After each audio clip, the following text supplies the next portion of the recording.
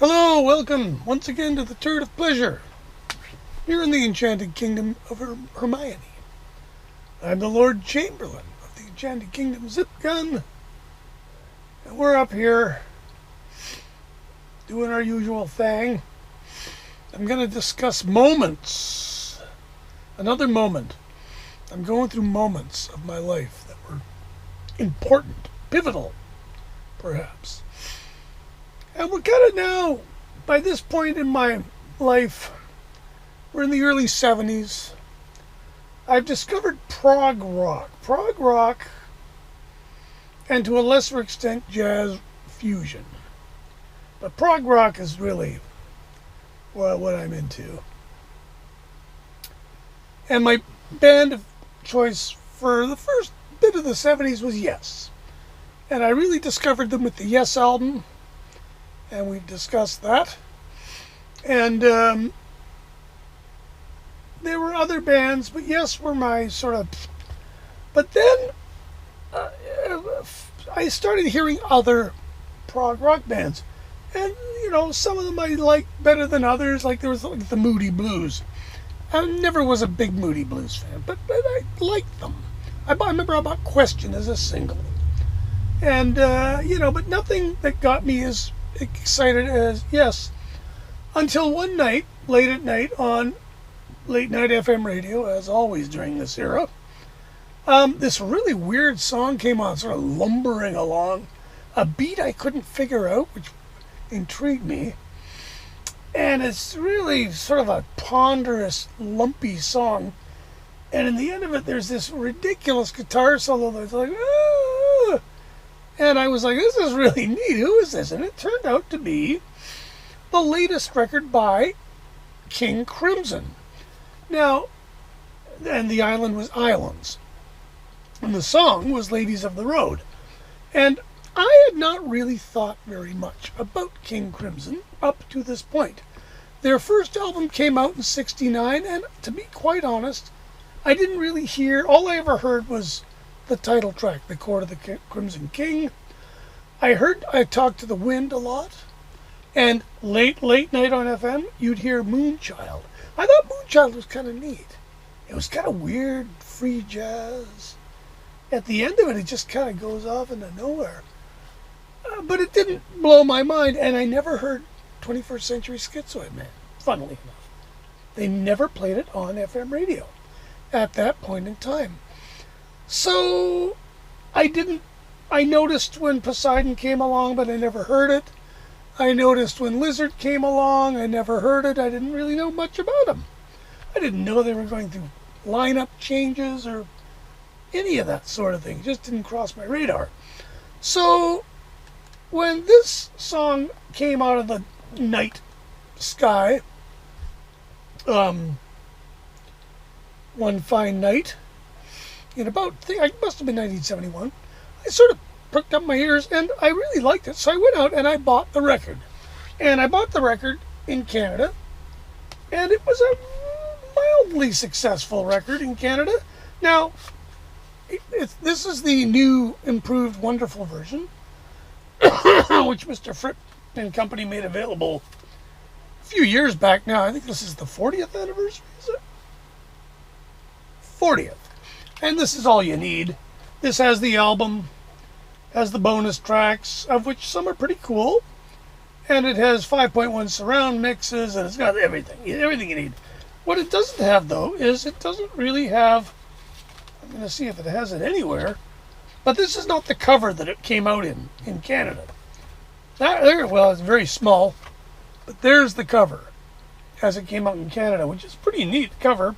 Just, arguably as cool as this. And so I ran out and I bought it. Now, I didn't know anything about King Crimson. Didn't know who Bob Fripp was, nothing. But I really liked this record. And I kind of decided, this is pretty neat. So I sort of went back through their catalog. I discovered Lizard. Lizard I quite like, really different record. And I discovered Poseidon, quite like that. I rediscovered the first album and discovered Schizoid Man, I didn't really like that. But ultimately, my newfound joy in this band was kind of stalled, if you will, because suddenly there was no product from them. And I didn't get the New Musical Express. I didn't keep up with the music gossip in the world.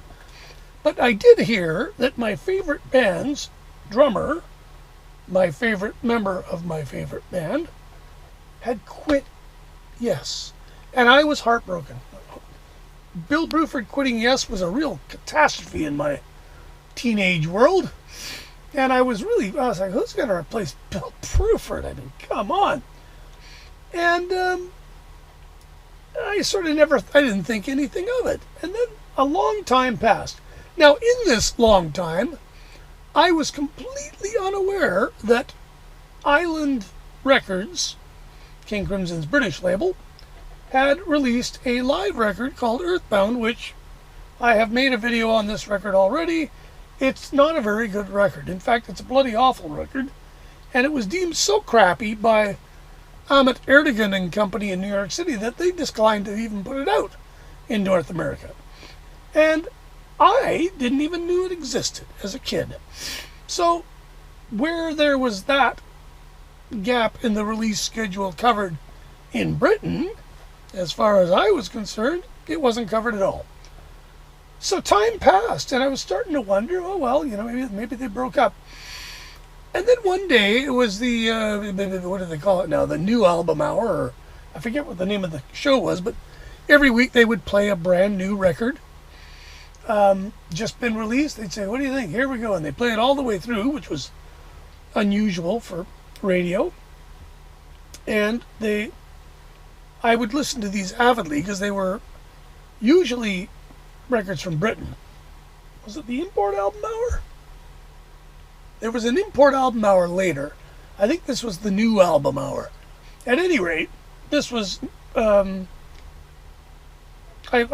tuned in, and tonight we're going to listen to the new record by the newly revamped King Crimson. And I'm like, oh, okay, newly revamped?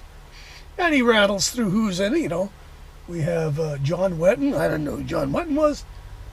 We have David Cross. I don't know who David Cross is.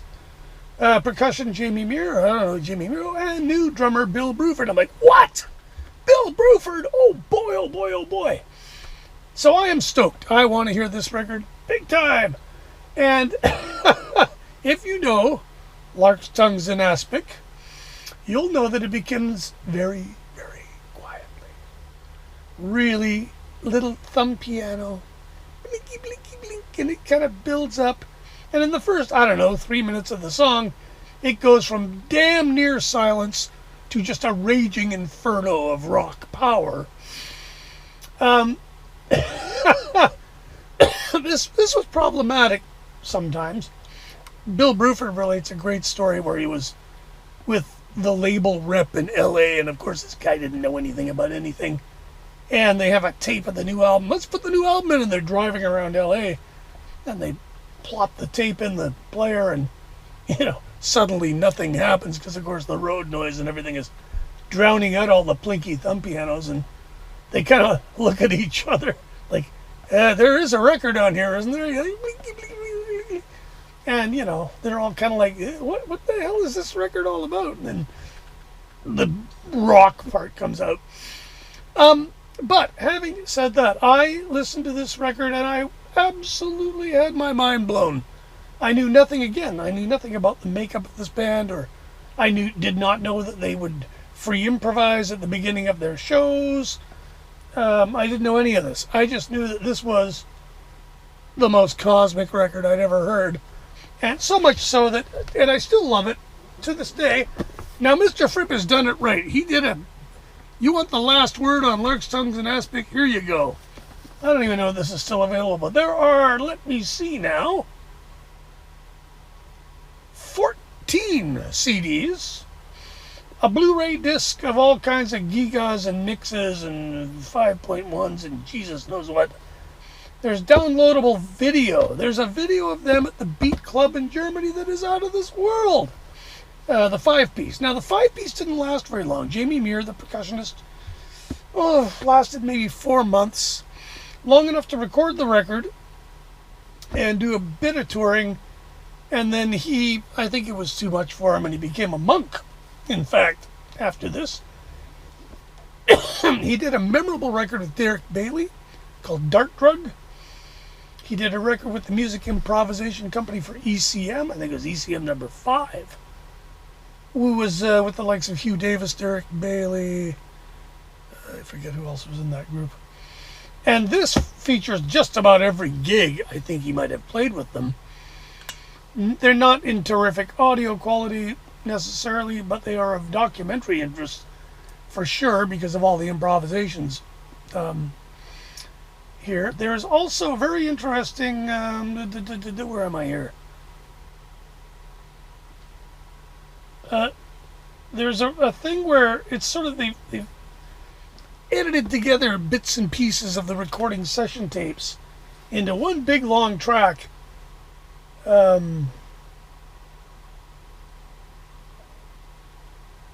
Is it alternate takes and mixes, or is it...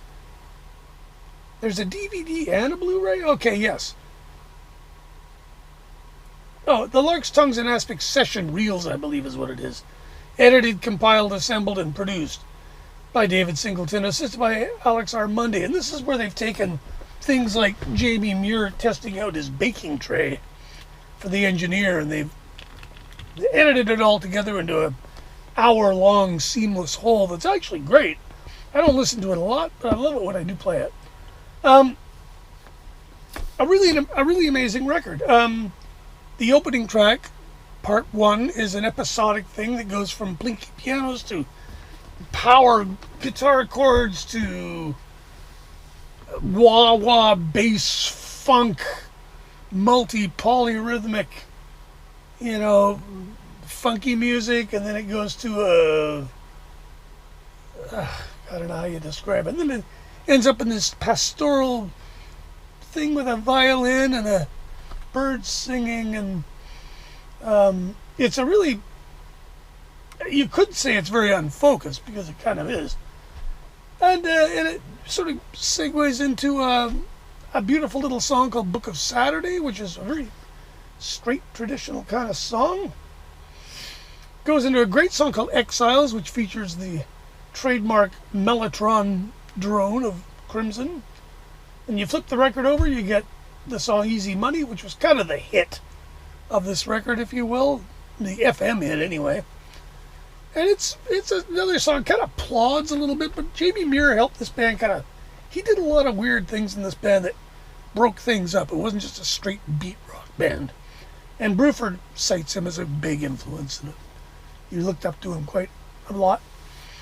And after Easy Money, you get what is essentially a 2-chord jam called The Talking Drum. And that segues into the Tour de Force, which is the title song, Larks, Tongues, and Aspic, Part 2, which is a pretty much through-composed composition by Robert Fripp. Some very tricky guitar. Prog rock just doesn't get much better than that. And there you have it.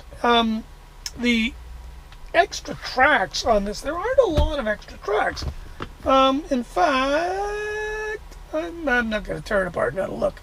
But there's nothing of real note. I mean, they kind of went in with an album ready to go and they recorded it, and then they went on the road. And I'm glad they did, of course, because Jamie Muir was gone before you knew it. Booklet is astonishing. Like, this is really well done. I don't think, you get things like the US radio ad, Easy Money edit. The Easy Money, I think you get the mono mix for the promo singles. Just the whole freaking ball of wax here. I don't think there were any actual sort of outtakes. Alternate takes. Well, yeah. There's alternate takes, but there's no unreleased songs. The alternate takes are not significantly different, I don't think. And I mean, to be quite honest, I listened to them once and I probably will never listen to them again. The 5.1 mix is terrific. The fancy mixes are all really good. There were no original quad mixes of this. Although there could have been, but there weren't. It was the right period. Anyway, that moment, March 23rd, 1973, was the release date of this album, and it was a big game changer for me. It got me into things like PFM, Premiata Forneria Marconi, who are Emerson, Lake and Palmer's kind of little brother band, which was like ELP but with a guitar player and a violinist flautist. I saw them on June the 23rd, 1974 in Vancouver on the tour where they did their Cook album. And they were terrific. They were backing up Santana and Chilliwack, of all things. And I really got into them. And I also really got into a little bit sort of different but still prog Kraftwerk. And that's when I discovered Kraftwerk was there. And I went to see Kraftwerk May 17th, 1975. On their Autobahn tour. It was a life changer. And 75, kind of, the cherry on top was that these gigs were all coming, and I actually had to kind of finagle my way to Vancouver. We had to go off the island to Vancouver to go see these shows. That took some doing, because I was like 16. My parents were like, "You're going to go what?" No. And we were doing things like crashing in the UBC dormitories and stuff. And that year ended November 8th. We went to the ECM Festival of Music. And this was a massive thing at the Hyatt Regency Ballroom. Let me get the order right. It started with Terry Ribdall's quartet. I couldn't wait to see Terry Ribdall play his Fender Jaguar. And it turned out, wait a second, he doesn't play a Jaguar. He plays a Stratocaster. So that was like, oh, okay. That was followed by Jack DeJohnette's Directions. Or no, that was followed by Eberhard Weber and Colors. Followed by Jack DeJohnette's Directions with John Abercrombie. Then there was a break, and we got the Gary Burton Quartet with Pat Metheny and Steve Swallow. Great. And then we got John Abercrombie and Ralph Towner in duet, and then Gary Burton and Ralph Towner in duet, which was magic. This concert was just astonishing. I think we paid $25 to go see it, which was a lot of money in 1975. But we saw like 7 amazing bands and countless amazing, like, just the people that played were all the best people in these bands. And so this was sort of the golden era for me in Fusion, starting with the release of this record. So the moment is going to be March 23rd, 73. The glow of this lasted a couple of years until the next moment, which will be discussed later, because there was a sharp left turn suddenly in my life, not too long after the Kraftwerk show, and or after the ECM Festival of Music in November. But that's for another video. Thanks for watching. Thank you for letting me share my moments. Don't forget to like and subscribe and all that other stuff, and give me the eyeball hours that I need to whatever. Monetize! Hey, that would be great. Make some money. How can I do such a thing on YouTube? I don't know. I don't really care that much. It'd be nice to do it. But thanks, and we'll talk to you soon. Look after each other, and try to be a good person. That's what I try to do. It's not that hard. Take it easy.